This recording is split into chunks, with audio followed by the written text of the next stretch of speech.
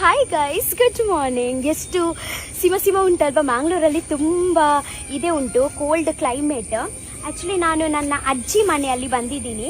Actually ಹಲಸಿನ ಹಣ್ಣು ಉಂಟಲ್ವಾ, ತಿನ್ ಸಾಕಾಯ್ತು, ಗೊತ್ತಾಯ್ತಾ. 2-3 ಉಂಟು, ಬಟ್ ನನಗೆ ಅದು ವೇಸ್ಟ್ ಮಾಡಲಿಕ್ಕೆ ಹೊಟ್ಟೆ ನೋವು ಆಗುತ್ತೆ. ಸೊ ನನ್ನ ಅಜ್ಜಿ ಹೇಳಿದ್ರು ನನಗೆ, ನಾನು ಒಂದು ಹಲಸಿನ ಹಣ್ಣು ಗಟ್ಟಿ ಮಾಡ್ತೀನಿ ಅಂತ.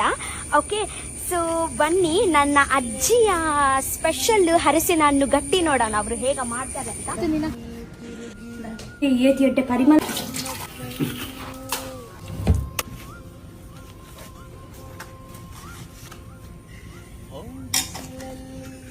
ಗುಜ್ಜದ ಗಟ್ಟಿ. Oh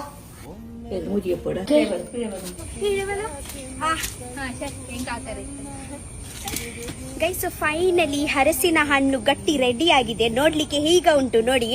okay,